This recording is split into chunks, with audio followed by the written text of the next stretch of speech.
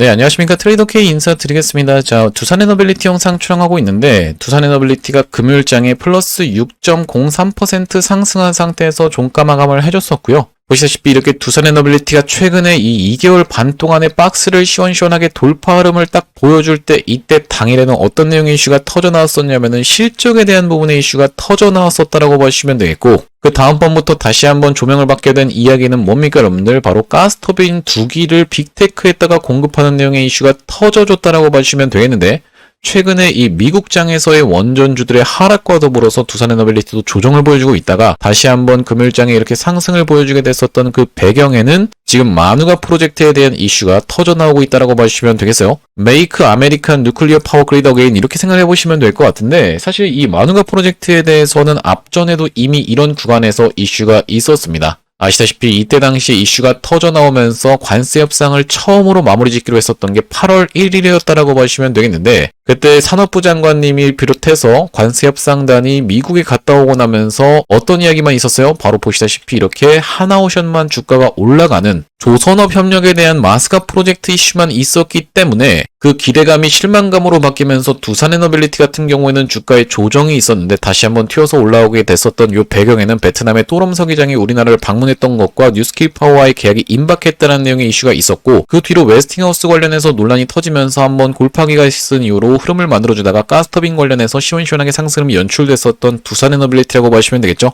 그러면서 가스터빈 관련해서 기사 내용에서 찌라시성이긴 하지만 테슬라의 이름도 언급이 됐었고, 최근에 어떤 게 갔다 왔습니까? 이 아마존이 창원 공장을 방문하면서 계속 요 SMR 관련해서 전 세계적으로 놓고 봤을 때도 데이터 센터 때문에 이슈가 되고 있기 때문에 두산에너빌리티가 다시 한번 시원시원하게 신고가를 뚫고 올라갈 수 있는 이런 판이 다 깔리고 있는 상황이라고 봐주시면 되기 때문에, 두산에너빌리티 중간에 올라갔다 이렇게 흔드는 구간이 나온다라고 해서 여러분들 입장에선 전혀 흔들리실 필요가 없다라고 말씀을 드리면서, 오늘 이 시간에는 우리가 두산에너빌리티 어떻게 대응할 수 있을지 하나하나씩 알아보는 시간을 가질 건데, 영상 본격적으로 시작하기에 앞서서 구독이랑 좋아요 한 번씩만 부탁드리면서 댓글에다가는 어떻게 작성을 해주셔야겠죠 여러분들? 시원시원하게 신고가 이어나가 보자라는 측면에서 신고가라고 한 번씩만 작성 부탁드리겠습니다. 여러분들이 댓글에다가 신고가라고 달아주시는 순간 어떤 효과가 있다라고 말씀을 드렸었냐면, 유튜브 측에서 알고리즘이 이 영상이 굉장히 댓글이 많은데요 라고 하면서 개인분들한테 추천을 해봐드린다라는 소리고, 이렇게 됐을 때 개인분들이 유튜브를 지켜보면서 무섭게 어떤 걸로요?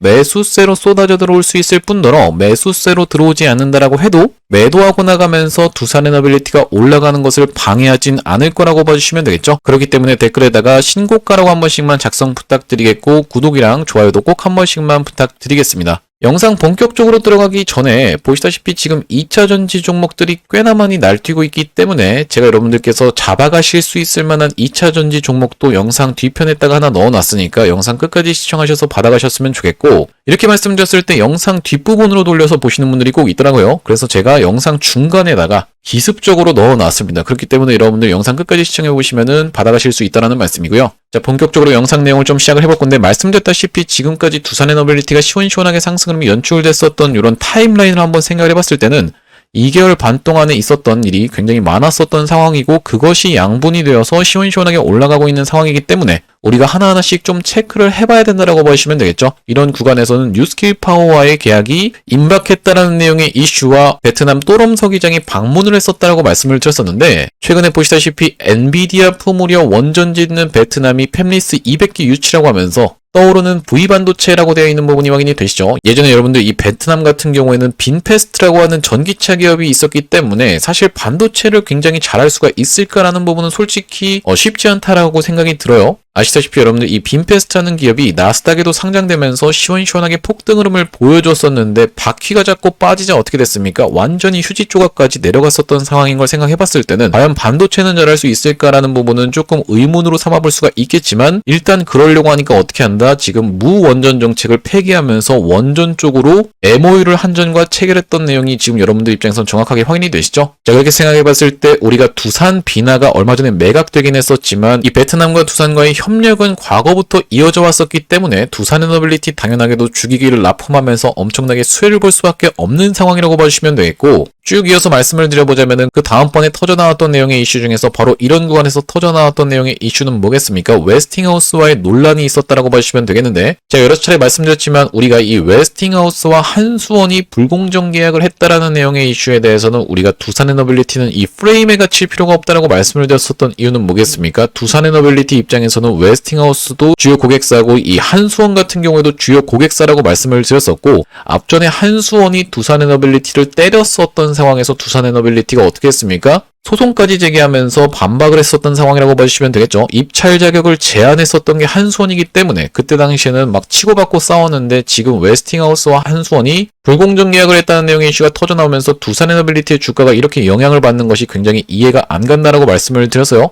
웨스팅하우스가 이쪽 가서 영업할 수 있고 한수원이 이쪽 가서 영업할 수 있으면은 두산에너빌리티 입장에서는 그냥 주기기를 공급하면 그만입니다. 그렇기 때문에 여러분들 입장에서는 이렇게 프레임에 갇힐 필요가 없다라고 말씀드리면서 이 구간에서는 매수 타점을 드렸었던 두산에너빌리티라고 보시면 되겠고, 다시 한번 흐름을 이렇게 만들어주다가 한 번에 이 박스권의 상단을 돌파하면서 지금 가스터빈 추가적으로 8기를 더 공급할 수 있는 내용의 이슈가 터져나오고 있다라고 보시면 되겠는데, 보시다시피 가스터빈 같은 경우에는 이렇게 심각하게 쇼티지에 직면해 있는 상황이라고 봐주시면 되겠고, 지금 보시다시피 커런트 프로덕션 리미트라고 되어 있는 부분이 현재 지금 생산할 수 있는 양인데 거기를 확실하게 초과해서 이렇게 가스터빈이 쇼티지에 직면하게 됐었던 이 배경에는 이렇게 글로벌 3사가 가스터빈을 사실상 독과점하고 있는 상황이 문제라고 말씀을 드렸었고, 얘네 같은 경우에 그러면 캐파를 증설하면 되지 않나요? 라고 생각해 볼 수가 있겠지만은, 왜 이 글로벌 3사 입장에서는 가스터빈 캐파를 더 증설하는 것이 부담스러울 수밖에 없다라고 말씀을 드렸었냐면은, 앞전에 여러분들 원전이 대세 상승 사이클이 돌았을 때 2008년 리먼 브라더스 사태 이후로 완전히 원전주들이 다 폭락을 했었는데, 이때 당시에 막 캐파를 막 증설하다 보니까 어떻게 됐어요, 여러분들? 결국에는 웨스팅하우스 같은 경우에도 몰락의 길을 걸을 수밖에 없었다라고 보시면 되겠고, 이때부터 시작해서 웨스팅하우스가 이곳저곳 팔려다니기 시작했는데,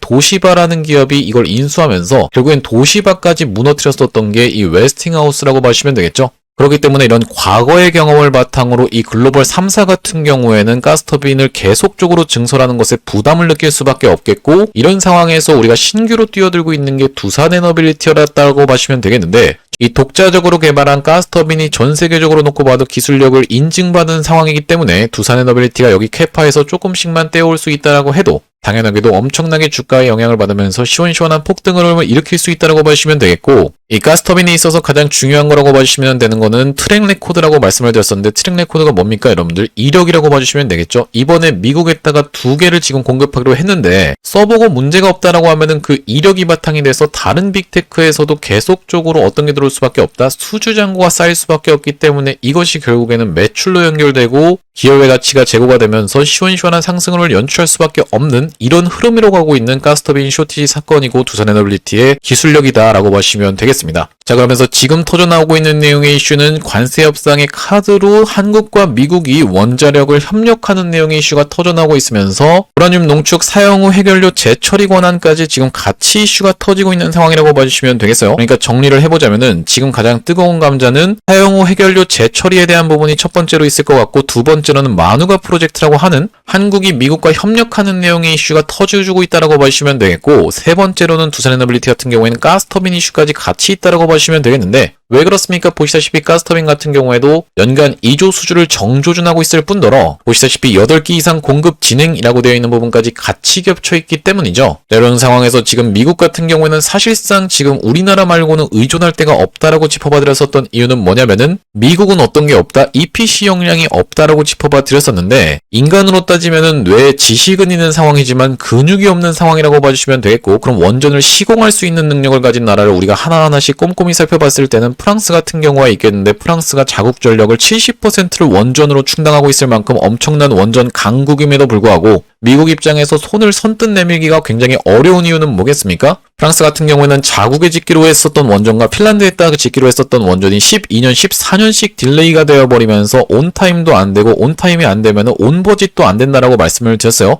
왜냐면 시간이 질질 끌리면 당연히 비용도 증가하는 상황이기 때문에 앞으로 원전을 2050년까지 해서 300기를 짓기로 한 이 미국 입장에서는 당연하게도 이 프랑스 같은 경우는 좀 힘든 상황이라고 봐주시면 되겠고, 일본 같은 경우에는 후쿠시마 방류 사고가 있었기 때문에 사실상 또 힘든 상황에서 중국과 러시아는 어떤 존재라고 말씀드렸어요. 미국과 지금 대립하고 있는 국가이기 때문에 혈유에서부터 자동 탈락이라고 봐주시면 되겠는데, 그렇다고 하면 사실상 미국 입장에서는 한국 말고는 의존할 수 있는 선택지가 없습니다. 그렇기 때문에 이번에 만약에 민간 차원에서의 협력이 아니라 국가 대 국가로서의 G2G 성격의 이런 프로젝트가 진행이 된다라고 했을 때는 당연하게도 국내 원전주들은 시원시원한 폭등이 연출되면서 이 대표적으로 두산에너빌리티는 미친 듯이 상승이 나올 수밖에 없다라고 봐주시면 되겠는데, 지금 사이클로 놓고 봤을 때도 이렇게 상승하고 쉬어주고 이제 막 다시 한번 상승하고 있는 파동인데, 보시다시피 앞전에 어땠습니까? 시원시원하게 상승하고 줬다가 시원시원하게 또 다시 한번 상승해주면서 사이클이 이렇게 진행됐었던 게 두산에너빌리티라고 봐주시면 되겠죠. 마찬가지로 지금 구간에서도 그렇게 폭등 흐름을 보여주면서 역사적 신고가까지 다이렉트로 스트레이트로 올라갈 수가 있는 상황이기 때문에, 여러분들 아직까지도 댓글에다가 신고가 작성 안 해주신 분들이 있으면은 신고가라고 파이팅 있게 한 번씩만 작성 부탁드리겠고, 구독이랑 좋아요도 꼭 한 번씩만 부탁드리겠습니다.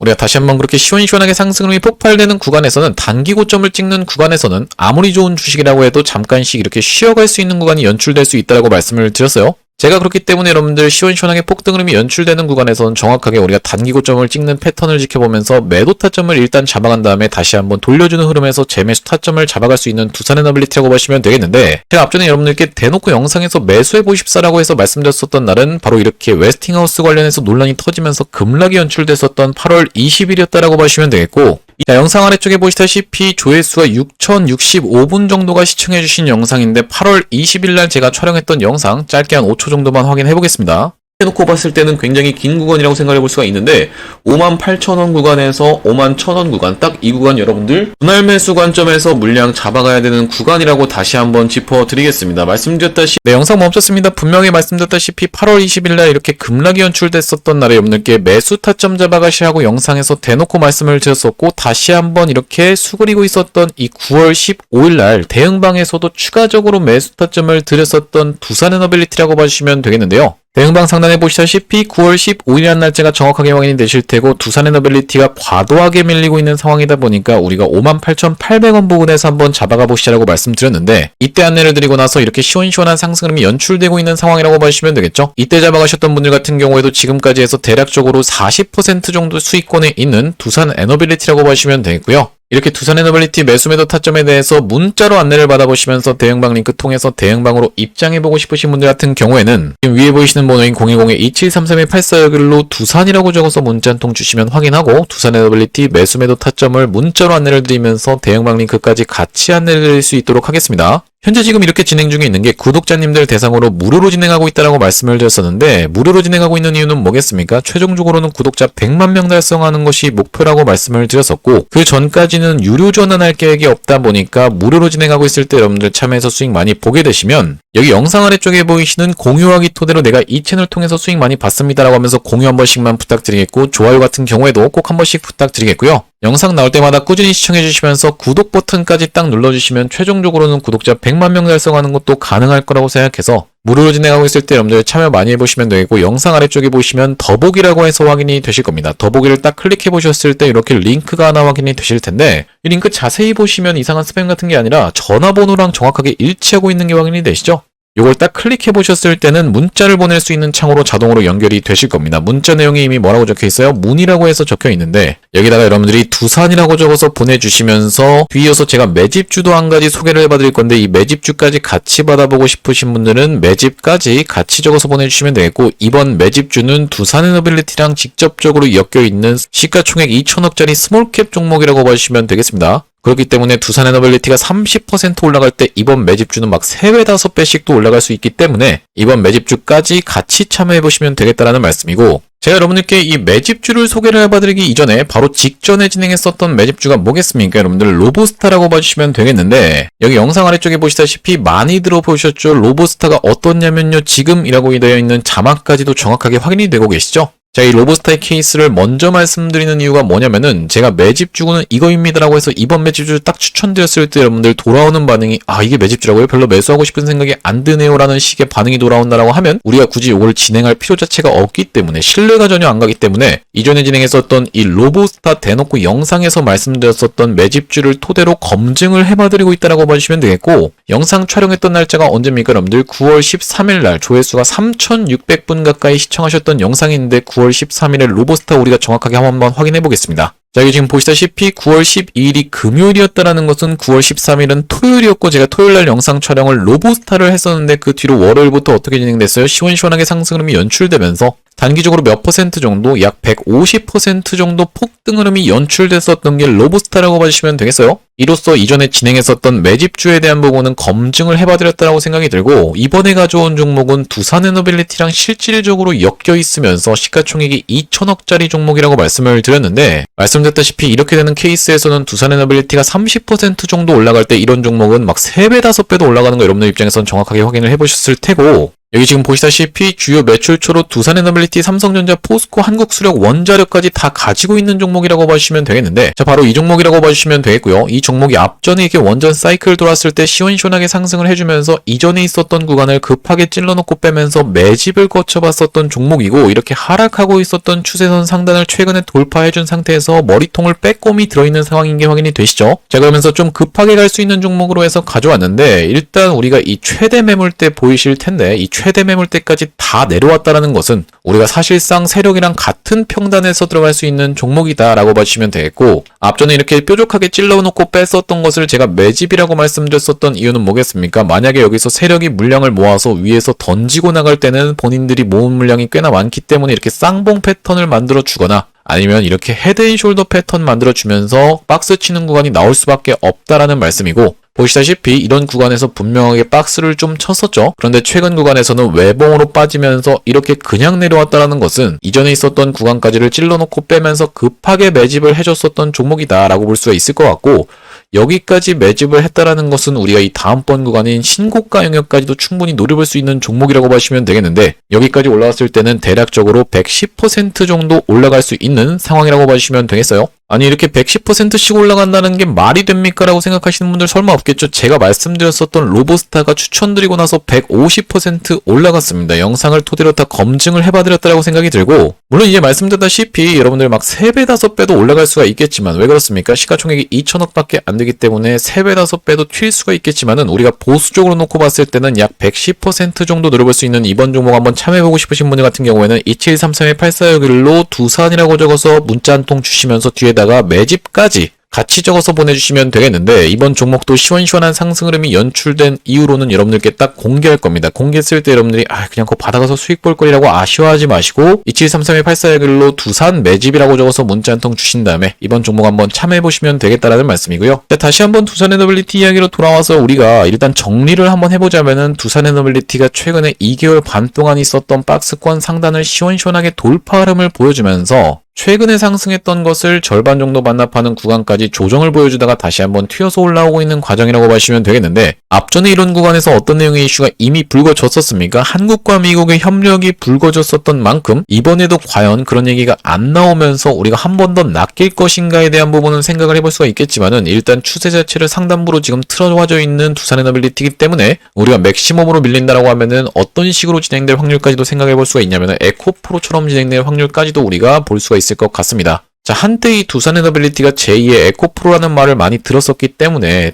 특히나 우리가 이 에코프로의 케이스를 면밀히 분석해 볼 필요가 있다고 생각이 드는데, 자, 보시다시피 에코프로 같은 경우에 이전에 있었던 고점을 한번 찍어놓고 뺐다가 다시 한번 돌파 흐름을 보여줬었죠. 자, 그러면서 보시다시피 에코프로가 이전에 있었던 박스권을 다시 한번 돌파해주지 못했었지만, 이렇게 다시 한번 흐름을 만들어주다가 시원시원하게 상승을 보여줄 때 상승을 했던 것을 절반 정도 반납하는 구간까지 한번 음봉 주면서 밀렸다가 다시 한번 이전에 있었던 고점을 터치하고 한 번 더 밀리면서 21선을 터치해놓고 이렇게 올라갔었던 걸 생각해보면은, 두산에너빌리티 같은 경우에는 이전에 있었던 박스를 돌파를 해준 부분이 분명하게 다르지만 상승했다가 다시 한번 상승했던 것을 절반 정도 반납하는 구간까지 밀렸다가 다시 한번 튀어서 올라올 때 핵 연료 재처리라든지 아니면은 한미 원자력 협력에 대한 부분의 이슈가 만약에 매끄럽게 처리가 되지 않는다고 하면 다시 한번 전고점 부근에서 부딪히고 눌러주면서 이 21선이 딸려 올라오는 구간에서 지지를 연출해주면서 이렇게 튀어서 올라가게 되는 케이스에서는 뭐라고 하죠? 이걸 여러분들 커브앤핸들 패턴이 떠준다라고 보시면 되겠죠. 한번 고점을 찍고 그 구간까지 다시 한번 튀어서 올라왔다가 또 한번 눌리다가 다시 한번 튀어서 올라오게 되는 이런 케이스를 이제 커브앤핸들 패턴이라고 보시면 되겠는데 이런 패턴으로까지 진행될 확률까지도 우리가 지켜볼 수가 있을 것 같기 때문에 우리가 정확하게 타점을 잡아서 추가 매수를 아직까지 못 태우신 분들 같은 경우에는 추가 매수 타점까지 잡아가겠다라는 말씀인데 두산 에너빌리티 혼자서 타점 잡아서 대응하시는 게 어려우신 분들 같은 경우에는 2733-8461로 두산이라고 적어서 문자 한 통 주시면 확인하고 두산 에너빌리티 매수매도 타점을 문자로 안내드리면서 대응방 링크까지 같이 안내해드리겠다는 말씀이고요. 여러분들 웬만하면 이렇게 문자로만 안내 받아보시고 대응하시는 것도 좋겠지만 대응방으로 입장해보시라고 말씀드리는 이유가 뭐냐면 여기 대응방 상단에 보시다시피 9월 18일이라는 날짜가 확인이 되실 테고 로보티즈를 제가 11만 6천원 부근에서 9월 18일날 안내를 드렸었는데 로보티즈 9월 18일이라고 하면 바로 이때 이 캔들이라고 봐주시면 되겠어요. 상승 장악형 캔들로 끝났었던 9월 18일날 말씀드리면서 그 뒤로 로보티즈가 이렇게 시원시원하게 상승 흐름이 연출이 되면서 단기적으로 몇 퍼센트 정도 약 100% 정도 올라갔었던 상황이 연출이 됐는데 여러분들이 문자로만 대응하시는 것도 좋겠지만 이렇게 대응방으로 입장하시고 나면 내가 생각지도 못하게 100%씩 수익 볼 수 있는 종목들이 안내가 나가는 방이 바로 이 대응방이기 때문에 2733-8461로 두산이라고 적어서 문자 한 통 주셨을 때 문자 하단에 있는 대응방 링크 통해서 웬만하면 입장해 보시면 되겠다라는 말씀이고 제가 아까 전에 여러분들 영상 초반에 어떤 종목을 안내를 드리고 했습니까? 바로 2차 전지 종목을 한 가지 안내드리고 했었는데 제가 이번에 가져온 종목은 LS 머트리얼즈라고 봐주시면 되겠습니다. 지금 추세가 어때요? 너무나도 이쁘게 올라가고 있는 게 확인이 되시죠? 그러면서 본격적인 슈팅, 본격적인 장대 양봉은 나오지 않고 있는 자리고 골파기까지 한번 했었기 때문에 좀 더 신뢰가 높다고 생각이 들어요. 자, 그러면서 수급을 놓고 봤을 때는 지금 프로그램이 엄청나게 매수하고 있다는 게 확인이 되시죠?